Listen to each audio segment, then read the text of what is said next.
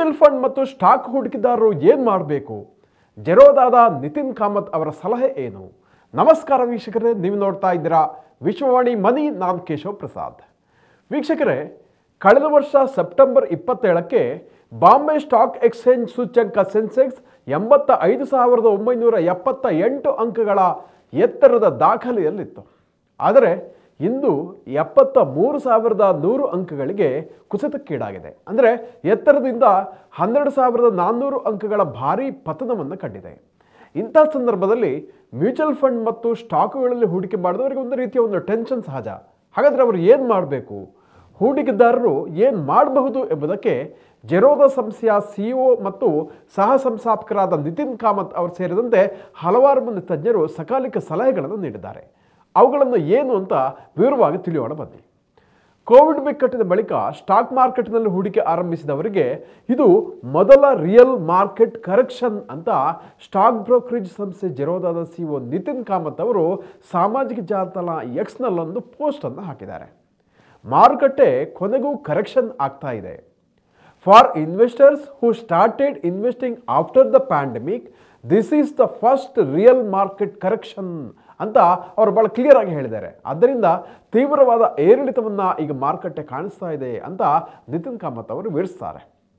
2020ರ ಅಂತ್ಯದಿಂದ stock market ಸೂಚ್ಯಂಕಗಳು ಏರುತ್ತಲೇ ಬಂದಿತ್ತು.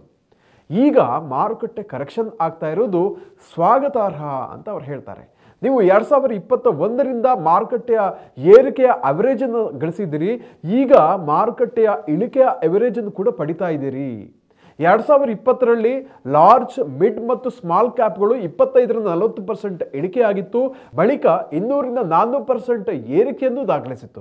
ಈಗ ನೀವು ಒಂದು ವೇಳೆ ಆತಂಕಕ್ಕೀಡಾದರೆ ಮಾರುಕಟ್ಟೆ ರಿಬೌಂಡ್ ಆಗುವಾಗ, ಚೇತರಿಸುವಾಗ ಸಿಗುವಂತಹ ಲಾಭವನ್ನು ಕಳೆದುಕೊಳ್ತೀರಿ ಅಂತ ಅವ್ರು ಹೇಳ್ತಾರೆ. ಆದ್ದರಿಂದ ನಿಯಮಿತವಾಗಿ, ವೈವಿಧ್ಯಮಯವಾಗಿ, ಶಿಸ್ತುಬದ್ಧವಾಗಿ ನಿಮ್ಮ SIP ಅಥವಾ ಸಿಪ್ ಹೂಡಿಕೆಯನ್ನು ದೀರ್ಘಾವಧಿಗೆ ಮುಂದುವರಿಸಿ ಲಾಭವನ್ನು ಪಡಿಬಹುದು. ಆಗ ನಿಮಗೆ ನಿಮ್ಮ ಇನ್ವೆಸ್ಟ್ಮೆಂಟಲ್ಲಿ ಯಶಸ್ಸು ಸಿಗುವ ಸಾಧ್ಯತೆಯೂ ಹೆಚ್ಚು ಅಂತ ನಿತಿನ್ ಕಾಮತ್ ಅವರು ವಿವರಿಸ್ತಾರೆ. ಇದೊಂದು ಭರವಸೆಯ ಮಾತು, ಅದು ಕೂಡ ವಾಸ್ತವವನ್ನು ಆಧರಿಸಿ ಅವರು ಹೇಳಿದ್ದಾರೆ. ಇದಕ್ಕೆ ಬೇಕಾದಂತಹ ಸ್ಟ್ಯಾಟಿಸ್ಟಿಕಲ್ ಡೇಟಾವನ್ನು ಕೂಡ ಅವರು ತಮ್ಮ ಪೋಸ್ಟಲ್ಲಿ ಹೇಳಿದ್ದಾರೆ. ಎರಡನೇದಾಗಿ ಹೂಡಿಕೆದಾರರು ಮಾಡುವ ತಪ್ಪು ಯಾವುದಂತಂದರೆ ಸಾಲ ಮಾಡಿ ಹೂಡಿಕೆ ಮಾಡುವಂಥದ್ದು. ಲಾಭ ಬರ್ಬೋದು ಎಂಬ ನಿರೀಕ್ಷೆಯೊಂದಿಗೆ ಸಾಲ ಸೋಲ ಮಾಡಿ ಹಣದ ಹೂಡಿಕೆ ಮಾಡುವ ತಪ್ಪಿಗೆ ಯಾರೂ ಹೋಗಬಾರ್ದು ಅಂತ ನಿತಿನ್ ಕಾಮತ್ ಅವರು ಹೇಳ್ತಾರೆ. ಮ್ಯೂಚುವಲ್ ಫಂಡ್ಗಳಲ್ಲಿ ಸಿಪ್ ಮೂಲಕ ಹೂಡಿಕೆ ಮಾಡ್ತಾ ಇರುವವರಲ್ಲಿ ಹಲವಾರು ಮಂದಿ ಈಗ ಸಿಪ್ಗಳನ್ನು ನಿಲ್ಲಿಸಿದ್ದಾರೆ ಅಂತ ಡೇಟಾಗಳು, ಅಂಕಿಅಂಶಗಳು ಹೇಳುತ್ತೆ. ಇದು ಎಷ್ಟು ಮಟ್ಟಿಗೆ ಎಷ್ಟು ಸತ್ಯ ಗೊತ್ತಿಲ್ಲ, ಆದರೆ ಇದು ತಪ್ಪು ನಡೆ. ಯಾರು ಈ ಸಂದರ್ಭದಲ್ಲಿ ಸಿಪ್ಪನ್ನು ನಿಲ್ಲಿಸಬಾರ್ದು. ಸಿಪ್ಪನ್ನು ಮುಂದುವರಿಸುವುದರಿಂದ ಮಾರುಕಟ್ಟೆಯ ಏರಿಳಿತಗಳಲ್ಲಿ ನಿಮ್ಮ ಹೂಡಿಕೆಯ ಅವರೇಜನ್ನು ಸುಧಾರಿಸಲು ಅನುಕೂಲ ಆಗುತ್ತೆ ಅಂತ ನಿತಿನ್ ಕಾಮತ್ ಅವರು ಸಲಹೆ ಕೊಟ್ಟಿದ್ದಾರೆ. ಸೂಚ್ಯಂಕಗಳು ಏರಿದಷ್ಟೇ ಇಳಿಬಹುದು. ಮಾರುಕಟ್ಟೆ ಯಾವ ದಿಕ್ಕಿನಂತ ಹೋಗ್ತಾ ಇದೆ ಅಂತ ನನಗೆ ಗೊತ್ತಿಲ್ಲ, ಆದರೆ ಬ್ರೋಕಿಂಗ್ ಇಂಡಸ್ಟ್ರಿನಲ್ಲಿ ಟ್ರೇಡರ್ಸ್ ಮತ್ತು ವ್ಯಾಲ್ಯೂಮ್ಗಳ ಸಂಖ್ಯೆಯಲ್ಲಿ 30% ಇಳಿಕೆಯಾಗಿದೆ. ಈ ಇಳಿಕೆ ಟ್ರೆಂಡ್ ಮುಂದುವರೆದ್ರೆ 2025-26ರಲ್ಲಿ ಸರ್ಕಾರಕ್ಕೆ ಸೆಕ್ಯೂರಿಟೀಸ್ ಟ್ರಾನ್ಸಾಕ್ಷನ್ ಆಕ್ಟ್ ಅಡಿಯಲ್ಲಿ, ಅಂದರೆ ಷೇರುಗಳ ಖರೀದಿ ಮಾರಾಟದ ಮೇಲೆ ವಿಧಿಸುವ ತೆರಿಗೆ ಸಂಗ್ರಹದಲ್ಲಿ 50% ಇಳಿಕೆ ಆಗಬಹುದು. ಅಂದಾಜು 80,000 ಕೋಟಿ ರೂಪಾಯಿಗಳಿಂದ 40,000 ಕೋಟಿ ರೂಪಾಯಿಗೆ ಇಳಿಕೆ ಆಗಬಹುದು ಅಂತ ನಿತಿನ್ ಕಾಮತ್ ಇನ್ನೊಂದು ಡೇಟಾವನ್ನು ಕೊಟ್ಟಿದ್ದಾರೆ. ಒಂದಂತೂ ನಿಜ, 1986ರಿಂದ 2024ರ ತನಕ ಭಾರತೀಯ ಸ್ಟಾಕ್ ಮಾರ್ಕೆಟ್ ಇತಿಹಾಸವನ್ನು ಗಮನಿಸಿದರೆ ಈಗ ಉಂಟಾಗಿರುವ 13% ಕರೆಕ್ಷನ್ ಅಂಥ ದೊಡ್ಡದಲ್ಲ. ನಿಮಗೆ ಆಶ್ಚರ್ಯ ಆಗ್ಬೋದು, 1986ರಲ್ಲಿ ವಿತ್ತೀಯ ಕೊರತೆ ತೀವ್ರವಾಗಿ ಸ್ಟಾಕ್ ಮಾರ್ಕೆಟ್ -41%ಗೆ ಕುಸಿದಿತ್ತು. 1991ರಲ್ಲಿ ಬ್ಯಾಲೆನ್ಸ್ ಆಫ್ ಪೇಮೆಂಟ್ ಕ್ರೈಸಿಸ್ ಉಂಟಾಗಿ -39%ಗೆ ಇಂಡೆಕ್ಸ್ಗಳು ಕುಸಿದಿತ್ತು.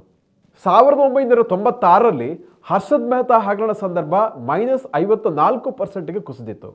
2000ರಲ್ಲಿ .com ವಿವಾದದಿಂದ -56%ಗೆ ಹಾಗೂ 2008ರಲ್ಲಿ ಜಾಗತಿಕ ಆರ್ಥಿಕ ಹಿಂಜರಿತದ ಪರಿಣಾಮ ಸ್ಟಾಕ್ ಇಂಡೆಕ್ಸ್ 61% ಕುಸಿತಕ್ಕೀಡಾಗಿತ್ತು. ಇತ್ತೀಚೆಗೆ ಅಂದರೆ ಕೋವಿಡ್ ಸಂದರ್ಭ ನಿಮಗೆ ನೆನಪಿರಬಹುದು, ಸ್ಟಾಕ್ ಮಾರ್ಕೆಟ್ ಇಂಡೆಕ್ಸ್ಗಳು -38%ಗೆ ಕುಸಿದಿತ್ತು. ತಜ್ಞರ ಪ್ರಕಾರ ಲಾರ್ಜ್ ಕ್ಯಾಪ್ ಅಥವಾ ಮಲ್ಟಿ ಕ್ಯಾಪ್, ಫ್ಲೆಕ್ಸಿ ಕ್ಯಾಪ್ ಫಂಡ್ಗಳಲ್ಲಿ SIP ಹೂಡಿಕೆಯನ್ನು ಮುಂದುವರಿಸುವಂಥದ್ದು ಉತ್ತಮ. ಈಕ್ವಿಟಿ ಮ್ಯೂಚುವಲ್ ಫಂಡ್ಗಳಲ್ಲಿ ಕನಿಷ್ಠ 4 ವರ್ಷಗಳ ಅವಧಿಗೆ ಹೂಡಿಕೆಯನ್ನು ಮುಂದುವರಿಸುವುದು ಒಳ್ಳೆಯದು ಅಂತ ತಜ್ಞರು ಹೇಳ್ತಾರೆ. ಈಕ್ವಿಟಿ ಮ್ಯೂಚುವಲ್ ಫಂಡ್ಗಳ ಅನುಕೂಲ ಏನಂದರೆ ಇಲ್ಲಿ ನಿಮ್ಮ ಪರವಾಗಿ ವೃತ್ತಿಪರ ಫಂಡ್ ಮ್ಯಾನೇಜರ್ಗಳು ಸ್ಟಾಕ್ಗಳಲ್ಲಿ ಇನ್ವೆಸ್ಟ್ಮೆಂಟ್ ಮಾಡ್ತಾರೆ. ಲಾಂಗ್ ಟರ್ಮಿಗೆ ಹೂಡಿಕೆ ಮಾಡುವವರು ನಿರ್ದಿಷ್ಟ ಗುರಿ ಸಾಧನೆಯ ಸಲುವಾಗಿ ಹೂಡಿಕೆಯನ್ನು ಮುಂದುವರಿಸ್ತಾರೆ. ಅವರು ಮಾರುಕಟ್ಟೆಯ ತಾತ್ಕಾಲಿಕ ಏರಿಳಿತಗಳ ಬಗ್ಗೆ ಅಷ್ಟೊಂದು ಚಿಂತೆ ಮಾಡಲ್ಲ.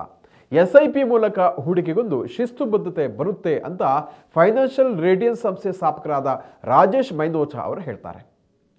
ಮ್ಯೂಚುವಲ್ ಫಂಡ್ ಹೂಡಿಕೆದಾರರು ಮಾರುಕಟ್ಟೆಯ ವಾಲಟಾಲಿಟಿ ಪ್ರೂಫ್ ಪೋರ್ಟ್ಫೋಲಿಯೋವನ್ನು ನೋಡಿಕೊಳ್ಳಿಕ್ಕೆ ಗಮನ ಹರಿಸ್ಕೊಳ್ಬೇಕು ಅಂತ ಅವರು ಹೇಳ್ತಾರೆ.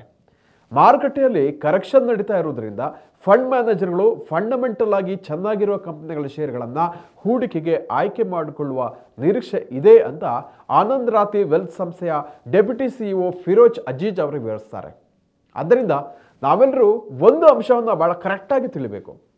ಇಕಾನಮಿ ಡೈನಾಮಿಕ್ ಆಗಿರುತ್ತೆ. ಇಲ್ಲಿ ಏರಿಳಿತಗಳು ಅಪ್ ಆ್ಯಂಡ್ ಡೌನ್ಗಳು ಸಹಜ. ಮಾರುಕಟ್ಟೆಯ ಸೂಚ್ಯಂಕಗಳು ನೇರವಾಗಿ ಒಂದು ಲೈನ್ ಎಳೆದ ಹಾಗೆ ಇರಲ್ಲ. ಆದರೆ ದೀರ್ಘಕಾಲೀನವಾಗಿ ಲಾಂಗ್ ಟರ್ಮ್ಗೆ ನೋಡಿದರೆ ಮಾರುಕಟ್ಟೆಯಲ್ಲಿ ಹೂಡಿಕೆದಾರರಿಗೆ ಲಾಭವೂ ಆಗಿದೆ. ಹೀಗಾಗಿ ಮಾರುಕಟ್ಟೆ ಸೂಚ್ಯಂಕ ಕುಸಿದ್ರೆ ಲಾಂಗ್ ಟರ್ಮ್ ಹೂಡಿಕೆದಾರರಿಗೆ ಹೂಡಿಕೆ ಮಾಡಲು ಸುವರ್ಣಾವಕಾಶ ಅಂತ ತಿಳಿಬೇಕು. ಈಗ ಕಾಫಿ ಡೇ ಕುರಿತ ಪಾಸಿಟಿವ್ ನ್ಯೂಸ್ ಒಂದನ್ನು ನೋಡೋಣ. ಕಾಫಿ ಡೇ ಎಂಟರ್ಪ್ರೈಸಸ್ ಅಥವಾ CDEL ಕಂಪನಿಯ ಷೇರುಗಳ ದರದಲ್ಲಿ ಇವತ್ತು ಅಂದರೆ ಸೋಮವಾರ 20% ಏರಿಕೆ ದಾಖಲಾಯಿತು. ಕಂಪನಿಗಳ ಕಾನೂನು ಕುರಿತ ರಾಷ್ಟ್ರೀಯ ನ್ಯಾಯಾಧೀಕರಣವು ಅಥವಾ NCLT ಕಾಫಿ ಡೇ ಎಂಟರ್ಪ್ರೈಸಸ್ ವಿರುದ್ಧದ ದಿವಾಳಿ ಪ್ರಕ್ರಿಯೆಯನ್ನು ತಡೆದಿರುವ ಹಿನ್ನೆಲೆಯಲ್ಲಿ ಕಾಫಿ ಡೇ ಷೇರುಗಳು 20% ಏರಿಕೆಯಾಯಿತು. ₹25.65 ಇದು ವೃದ್ಧಿಸಿತು. IDBI ಟ್ರಸ್ಟಿಶಿಪ್ ಸರ್ವಿಸ್ ಲಿಮಿಟೆಡ್ ಸಂಸ್ಥೆಯು ಕಾಫಿ ಡೇ ವಿರುದ್ಧ ₹228 ಕೋಟಿ ಬಾಕಿಗೆ ಸಂಬಂಧಪಟ್ಟ ಹಾಗೆ ದಿವಾಳಿ ಪ್ರಕ್ರಿಯೆಯನ್ನು ಕೋರಿತ್ತು. ಇದಕ್ಕೆ ಸಂಬಂಧಿಸಿ NCLTಯು 2024 ಆಗಸ್ಟ್ನಲ್ಲಿ ಅರ್ಜಿಯನ್ನು ಪರಿಗಣಿಸಿತ್ತು. ಆದರೆ NCLTಯ ಚೆನ್ನೈ ಪೀಠವು ಇದಕ್ಕೆ ತಡೆ ಹಿಡಿದಿತ್ತು. ಈ ಆದೇಶದಿಂದ ಕಾಫಿ ಡೇ ಕಂಪನಿಗೆ ಈಗ ಅತ್ಯಂತ ನಿರಾಳವಾಗಿದೆ.